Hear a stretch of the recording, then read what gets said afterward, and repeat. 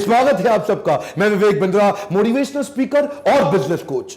आज बात करूंगा आपसे गुजरात के विषय में। ये क्या है गुजरात? ये गुजरात अपने आप में एक देश है जी। हाँ, ये 5% पॉपुलेशन टोटल हमारे देश की, 1/4 एक्सपोर्ट देश का गुजरात कर रहा है।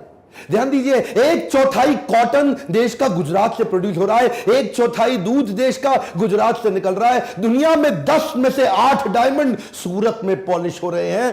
आज ये वही स्टेट है जो 1980-81 में टॉप 10 में बड़ी मुश्किल से आता था, लेकिन आज देश का तीसरा सबसे एक पावरफुल राज्य, मोस्ट प्रॉफिटेबल इकोनॉमी। हमारे देश की जितनी एसईजेड होते हैं ना, स्पेशल इकोनॉमिक जोन, पूरे देश के अंदर सबसे बड़े एसईजेड यहीं पे ही हैं। रोड की कनेक्टिविटी में कमाल कर दिया गुजरात ने। इलेक्ट्रिफिकेशन इतना पावरफुल 98% इलेक्ट्रिफिकेशन गुजरात में हो चुका है। इलेक्ट्रिसिटी का पावर सरप्लस स्टेट है। न केवल अपनी पावर पूरी कर रहा है, दूसरे राज्यों को जहां पे बिजली की कमी है उनको पावर भी दे रहा है। 50% मोटेल और होटल अमेरिका के गुजरातियों के कब्जे में आ चुके हैं। गुजराती बचपन से ही धंधा कर रहा है, धंधो सेठिया। ये बचपन से उनके यहां ना, मतलब बचपन में ही बातचीत चालू हो जाती है। कहता है कि पढ़ लिख के किसी कंपनी में मिडिल लेवल मैनेजर बनने से अच्छा छोटी सी दुकान क्यों ना खोल लूं। बचपन से गुजराती बच्चे को सिखाया जाता है, जीवन में कई मोटू करवू छे। कहावत है इनके यहां पे, क्या? जीवन में कई मोटू करवू मतलब मोटा करवू। बहुत मोटा पैसा मोटू करवू। यही सुन सुन के बच्चा बड़ा हो रहा है। मोटू करवू ये किसी और राज्य में नहीं है, बचपन से बच्चे को सिखा दे रहे हैं मोटू करवू। ये जो जीडीपी है, ग्रॉस डोमेस्टिक प्रोडक्ट, उसमें गुजरात का जीडीपी यानी कि ग्रॉस स्टेट डोमेस्टिक प्रोडक्ट, वो देश के मुकाबले बहुत आगे चल रहा है। मैन्युफैक्चरिंग के मामले में पूरा देश 25% कंट्रीब्यूट कर रहा है और गुजरात अकेला 40% कंट्रीब्यूट कर रहा है। सेंट्रल गवर्नमेंट की सब्सिडी पे ये निर्भर ही नहीं है। रिफाइंड पेट्रोलियम प्रोडक्ट लगभग 35% गुजरात प्रोड्यूस कर रहा है। फार्मा दवाइयां लगभग 27% गुजरात प्रोड्यूस कर रहा है। मतलब क्या हुआ? दोबारा 1/3 पेट्रोलियम प्रोडक्ट और 1/4 दवाइयां। जितने भी फार्मा की तो बहुत सारी कंपनियों ने केमिकल का हब बना है। मेरी बात सिर्फ यह है कि अगर गुजरात एक इंडिपेंडेंट देश होता, सुनिएगा ध्यान से, आपसे कह रहा हूं भारतवासियों, अगर गुजरात एक इंडिपेंडेंट देश होता तो चाइना और साउथ कोरिया के बाद तीसरी फास्टेस्ट ग्रोइंग इकोनॉमी है पूरी दुनिया में। आपके मन में आता होगा ये गुजरात की हिस्ट्री है क्या? ये गुजरात ऐसा कैसे बन गया भाई? एक्चुअली विरासत में गुजरात को 1600 किलोमीटर का लॉन्गेस्ट कोस्टलाइन मिल गया। समुद्र से जुड़ा हुआ गुजरात 1600 किलोमीटर का लॉन्गेस्ट कोस्टलाइन, मतलब पूरे देश में इतना बड़ा कोस्टलाइन किसी के पास नहीं है। तो व्यापार का माहौल ना सदियों से बना हुआ था, आज से नहीं है। उससे क्या हुआ? एंटरप्रेन्योरशिप खून में आ गई। सदियों से शिप के द्वारा वह कोस्ट लाइन पे व्यापार, माल का आवाजाही चला करती थी। एंटरप्रेन्योरशिप एक बार खून में आया। Now preference of investment over consumption is the key to wealth creation. ये क्या करते हैं? पैसा बचता है ना इनका, उसको इन्वेस्ट करते हैं, कंज्यूम नहीं करते। ये जो नए नए रईस बने हैं हमारे देश में, कई राज्य, ये हैपनिंग लड़के, एक कूल डूड, ये क्या थोड़ा पैसा आता है सारा खर्च करते हैं। ये क्या करते हैं? ये इन्वेस्टमेंट और कंजम्पशन में इन्वेस्टमेंट को बहुत प्रेफरेंस देते हैं। एक होता है मजा, एक होता है जमा। जो से वर्ड बनता है। कुछ लोग मजा मारने में लगे रहते हैं और कुछ जमा करने में लगे। गुजराती जमा करता है, मजा कम करता है। अब आप में से कई लोग सोचेंगे ओहो लॉन्गेस्ट कोस्ट लाइन मिल गई और इसीलिए आगे निकल गए। नहीं, ऐसा नहीं है। धीरे धीरे इंप्रूव किए बहुत।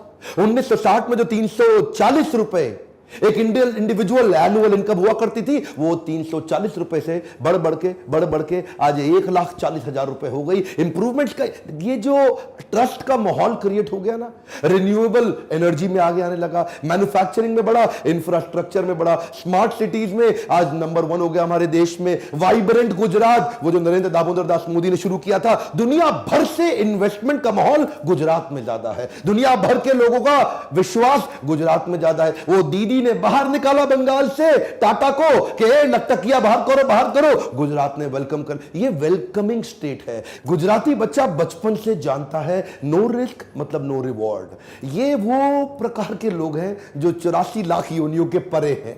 ये बचपन से रिस्क लेना सिखा देते हैं, छोटी छोटी चीजों में रिस्क लेगा। वो क्या कहता है, जीवन में कई मेदावू हो तो रिस्क तो लेउच पड़े। क्या बोला, रिस्क तो लेउच पड़े, रिस्क तो लेउच पड़े, रिस्क तो लेउच पड़े, और रिस्क तो लेना ही पड़ेगा। ये दिमाग में घुस गया इनके।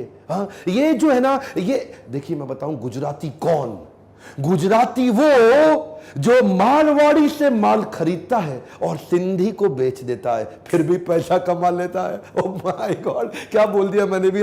मारवाड़ी से माल खरीदता है, मारवाड़ी से सस्ता कैसे खरीदोगे आप, और सिंधी को महंगा बेच ही नहीं सकते। मैं ये नहीं कह रहा कि ये कंजूस है, कंजूसी और कॉस्ट ऑप्टिमाइजेशन में फर्क है। ये कॉस्ट ऑप्टिमाइजेशन के मास्टर है। ये तो जिंदगी में कभी ऑनलाइन माल ना खरीदे, ये तो ऑनलाइन माल भी तभी खरीदते जब डिस्काउंट मिलता है। ये डिस्काउंट इनके दिमाग में घुसा पड़ा है। किसी गुजराती से मिल लो, भाई साहब इतना डिस्काउंट ले लेगा आपसे, इतना एड़ी चोटी का जोर लगा देगा, जमीन आसमान एक कर देगा, चप्पल घिस लेगा, लेकिन डिस्काउंट लेके इतना डिस्काउंट लेगा, इतना अच्छा, सामने वाले को बुरा भी नहीं लगने देगा, लेगा बड़े प्यार से। है जी, बड़ा मधुर भाषी होता है गुजराती, लड़ाई झगड़े में बिलीव नहीं करता, प्यार प्यार से विन विन करा लेगा, उसका सारा मार्जिन खत्म कर देगा, अपने पैसे बचा लेगा और मुस्कुरा के गले मिल के जाएगा। ये हमारे देश में, इंडिया के अंदर स्टार्टअप अभी कल्चर चालू हुआ है ना, वो स्टार्टअप, वो मेरा स्टार्टअप, वो इसका स्टार्टअप, वो नया स्टार्टअप, हैदराबाद में स्टार्टअप, बेंगलुरु में स्टार्टअप। गुजराती स्टार्टअप सालों से कर रहा है। वो क्या कहता है, कई नवू करिए यार। हाँ, क्या कहता है, कई नवू करिए, कुछ नया करना है उसको। वो मोनोटनी पसंद नहीं करता है, वो उसको startup is a mindset for them. एक गुजराती आदमी क्या कहता है, आप अपना सपना खुद पूरा कर लो, नहीं तो कोई आपको नौकरी पर रख लेगा अपना सपना पूरा कराने के लिए। You build your own dreams, otherwise somebody else will hire you to build his dreams. ये नवू करिए के चक्कर में बिजनेस तो शुरू कर जाते हैं। स्टार्टअप का माइंडसेट तो है, पर टेक्नोलॉजी में आज भी गुजरात बहुत पीछे है। कम ऑन, ध्यान दीजिएगा, जिसके चक्कर में टेक्नोलॉजी की कमी से प्रॉफिटेबल बिजनेस बनाते हैं पर स्केलेबल नहीं बना पाते। एवरेज गुजराती टेक्नोलॉजी में आज पीछे रहने के कारण टेक सिटीज बेंगलुरु हैदराबाद के बाद सूरत में नहीं आई, अहमदाबाद में नहीं आई, वडोदरा में नहीं आई, राजकोट में नहीं आई। टेक्नोलॉजी की कमी के कारण एक आम गुजराती कैश में काम करता है। कैसे काम करता है, कैश में डायरी बनाता है, अपनी डायरी जेब में रख के घूमता है। अरे आप सूरत में जाओ, जिसको देखो कैश में काम कर रहा है। ये चक्कर क्या है, इसका कारण है कि ये जो स्केलेबल मॉडल ना बिल्ड कर पाना। क्या होता है, लल्लू लाल सिंड्रोम, आपने मेरे कई वीडियोस में देखा होगा। लल्लू लाल 5 का माल 50 में बेचेगा, बेचेगा खुद ही।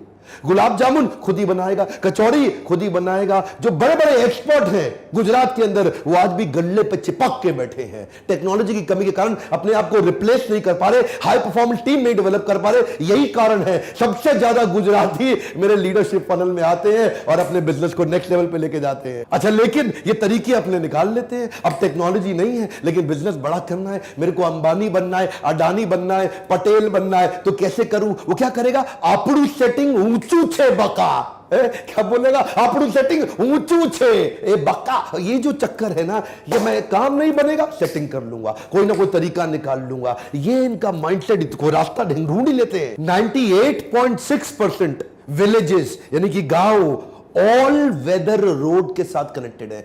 रोड कनेक्टिविटी तो हो सकती है, लेकिन इसको बोलते हैं ऑल वेदर रोड। सर्दी गर्मी या हो बरसात, सड़क पे चलता ट्रैफिक दिन और रात। ये ऑल वेदर रोड के बाद इनका टूरिज्म बढ़ गया, ऑटोमोबाइल का अपकमिंग सबसे बड़ा हब बन गया। अमिताभ बच्चन गुजरात के ब्रांड एम्बेसडर हुए, तो उसके बाद और ज्यादा अच्छा, इसके बाद Arvind Mills, Soma Textile, Modern Denim, India land of denim बन गया। अच्छा, नए नए बिजनेस चालू करते हैं ना, तो इनके भी लाइफ में फेलियर बहुत आते हैं। फेलियर तो आएंगे ना, ज्यादा रिस्क लोगे तो ज्यादा फेलियर भी आएगा, लेकिन ये फेलियर से घबराते नहीं। अल्टीमेट लर्निंग का माइंडसेट है, फ्लेक्सिबिलिटी बड़ी भयंकर है। क्या कहते हैं, आज नहीं तो काले आपड़ो डंको वागसेज। आपड़ो डंको मतलब क्या हुआ, आज नहीं तो कल, आज नहीं तो कल मेरा भी डंका बजेगा। ये होपिंग अगेंस्ट द होप्स। ये चक्कर क्या है ना, अडेप्टेबिलिटी बड़ी है इनकी। इंडिया की फोर्ब्स की लिस्ट हो या इंडियंस की दुनिया भर की लिस्ट हो, पूरा देश एक तरफ और गुजरात एक तरफ, 50% अरबपति हमारे देश में गुजरात से आते हैं और बचे हुए 50% पूरे देश के मिला के आते हैं। अंबानी है या अडानी है, दिलीप सांघवी है या अजीम प्रेमजी है, कैडला वाले पटेल है या करसन भाई पटेल है, ये गुजरातियों ने डंका बजा रखा है। एक कमाल की बात बताऊं, अमेरिका के अंदर, एक नॉर्थ अमेरिका के सारे यूएस ऑफ ए, पूरा यूनाइटेड स्टेट्स ऑफ अमेरिका के अंदर एक गुजराती की एवरेज इनकम एक अमेरिकन एवरेज इनकम से 3 गुना ज्यादा है। इसको बोलते हैं गुज्जू भाई। ध्यान दीजिए, यानी कि एक आम अमेरिकन जो कि गोरा अमेरिकन है, उसकी एवरेज इनकम से 3 गुना ज्यादा एवरेज इनकम हमारे देश का गुजराती जाकर के अपना झंडा गाड़ के आया है। सात्विक बुद्धि का गुजराती दिमाग के इस हिस्से पे पैसा खर्च करता, दिमाग के नीचे के हिस्से पे